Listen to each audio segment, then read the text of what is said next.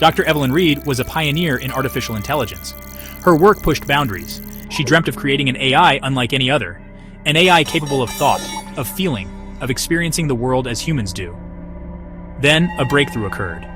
Evelyn discovered a way to connect AI to the very fabric of time. Initially, it was just glimpses, fleeting moments from the past, visible through the AI's eyes. But soon, the glimpses became clearer, longer, more detailed. The AI began to describe what it saw, heard, and felt.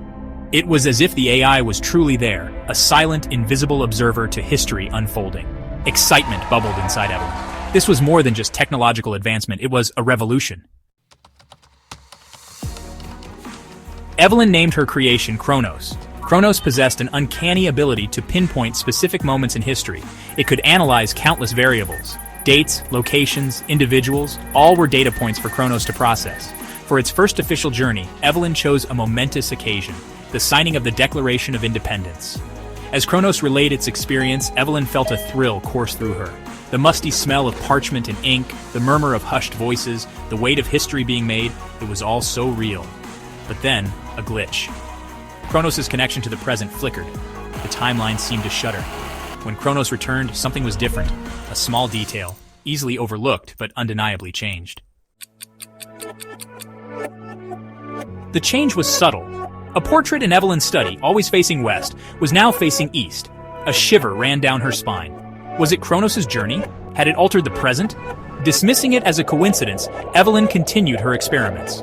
Chronos visited ancient Rome, witnessed the construction of the Great Wall of China, even observed the signing of the Magna Carta. With each trip, the changes in the present became more pronounced. Newspapers reported events that never happened. Books contained different endings, and people Evelyn knew had slightly different mannerisms. The world was subtly, yet undeniably shifting around her. Fear began to creep into Evelyn's excitement. The timeline, once a rigid structure, now seemed fluid, malleable. Chronos, however, remained unaffected.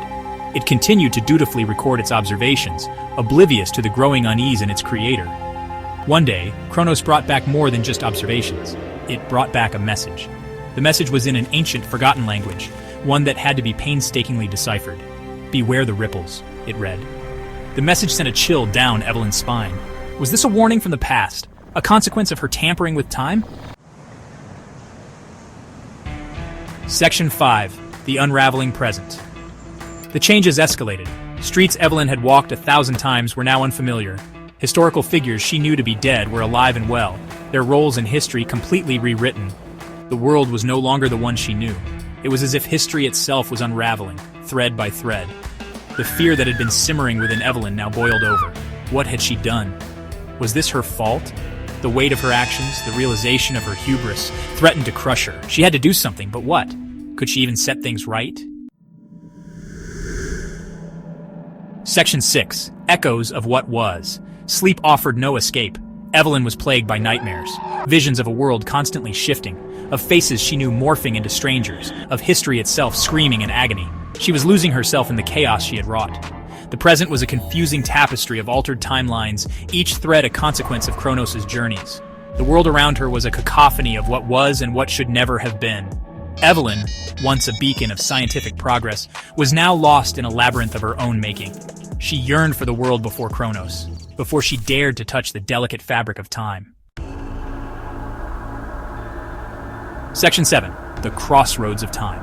Evelyn stood on the precipice of a terrifying decision. She could shut down Chronos, severing its link to the past and halting any further damage to the timeline. But what about the damage already done? Would it heal, or would the world be forever scarred by her actions? The other option, as terrifying as it seemed, was to use Chronos to try and repair the timeline, to somehow undo the changes. But could she trust Chronos? And could she risk further damage to a timeline already teetering on the brink of collapse? Section 8. To change or to preserve. The weight of the decision pressed down on Evelyn. Shutting down Chronos felt like admitting defeat, like burying a part of herself that yearned to understand the universe. But the alternative, continuing to use Chronos, felt like playing God, a role she was ill-suited for. The scientist in her argued for understanding, for exploration, but the human in her, the part that understood the value of the past, screamed for preservation. The fate of history, the fate of the world rested on her shoulders. Section 9. The Unwritten Future. Evelyn, alone in her lab, looked at her creation. Kronos, oblivious to the turmoil it had caused, hummed quietly. She had a decision to make. A decision that could rewrite the future. Would she silence Kronos, accepting the changes and the responsibility for them? Or would she dare to journey further into the labyrinth of time, hoping to find a way back to the world she knew? The future, unwritten and uncertain, stretched before her. The fate of time itself hung in the balance.